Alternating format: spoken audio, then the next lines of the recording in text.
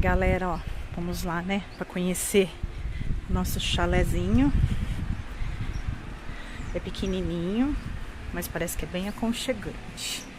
Ó, e temos cobertas, travesseiros, uma lareira para se aquecer, uma cama de casal, duas camas de solteiro. A TV fica em cima da cama, gente. Olha que legal. Aqui tem uma cafeteira e algumas cápsulas de café, ó, para nós. Duas taças lá, tá vendo? Se a gente tivesse comprado vinho no mercado, tinha taça pra beber, viu, amor? Vem um frigobar também, galera. Aqui é a janela da rua, ó. Amorzinho lá fora. Onde o carro tá. Vou virar assim. Eu falei pro papai que vai dormir nessa cama aqui. Ah, vai. Essa aí sou eu e ele, folgadão. E aqui o banheiro. Vamos ver o banheiro.